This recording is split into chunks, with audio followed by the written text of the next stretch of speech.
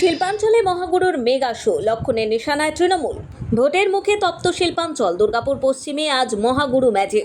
BJP প্রার্থী লক্ষণ ঘুরুইয়ের সমর্থনে মেগা রোড শো মিঠুন চক্রবর্তীর। কিন্তু মহাগুরু পৌঁছানোর আগেই কুরুরিডাঙ্গায় জনসভা থেকে তৃণমূলকে তুলোধনা করলেন লক্ষণ ঘুরুই।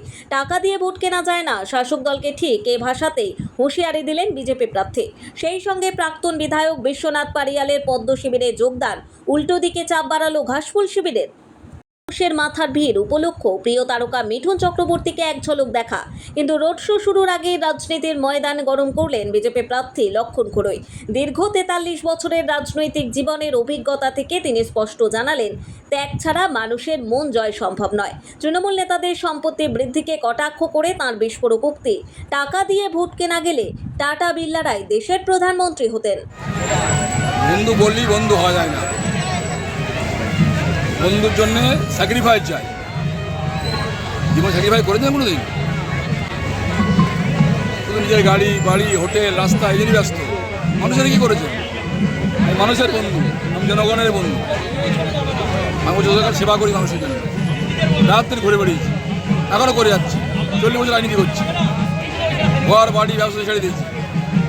বন্ধুর বলা ভালো, বন্ধু রাখতে গেলে অনেক স্যাক্রিফাইস চাই। সে করতে পারবেন তো? করতে ভালো। আমার সঙ্গে তো কোনো সম্পর্ক নেই, নেতারাও সঙ্গে নেই। বুঝলেন কী হবে ম্যাজিকে? তাহলে হোটেল থেকে টাকা বিক্রি হয়ে যাবে। খালি মদ খাওয়ার জন্য টাকা, মাংস মদ টাকা যত খুশি খাও, ভোট করতে দেবে? অত সহজ নয়। এই টাকা বিলি করে ভোট পাওয়া যেত, টাটা বিড়লা গোয়েঙ্কারা এমপি এমএলএ হতো, মন্ত্রী হতো।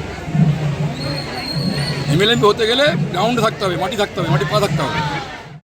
শুধু আক্রমণেই ক্ষান্ত থাকেননি লক্ষণবাবু। এদিন বড়সড় ভাঙন ধরালেন শাসক শিবিরে। বিজেপির রাজ্য সভাপতি সুকান্ত মজুমদারের হাত ধরে বিজেপিতে যোগ দিলেন প্রাক্তন বিধায়ক বিশ্বনাথ পারিয়াল। লক্ষণ ঘুরুইয়ের দাবি, তৃণমূলের বহু হেভিওয়েট নেতা এখন বিজেপিতে আসার জন্য পা বাড়িয়ে রেখেছেন।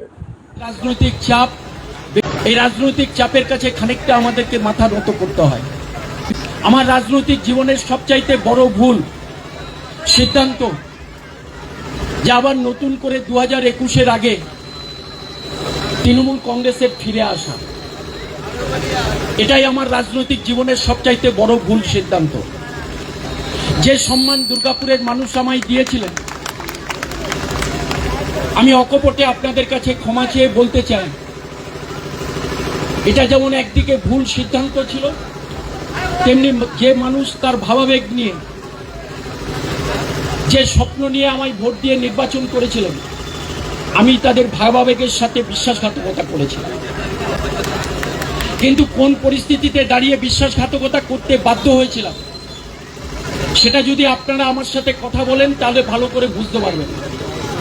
আমি বিশ্বাসঘাতক নই, মির্জাফর নই। দলকে কখনো পেছন দিক থেকে ছুরি দিয়ে মির্জাফরের মতন আঘাত করিনি।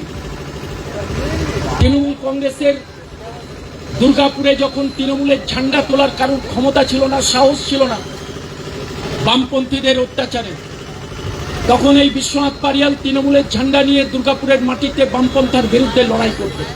মহাগুরু রোড শো এর আগে লক্ষণ ঘুরুইয়ের এই চড়া সুর এবং নতুন যোগদানকে দুর্গাপুর পশ্চিমে পদ্ম ফোটাতে সাহায্য করবে, নাকি তৃণমূল ফিরিয়ে দেবে পাল্টা জবাব?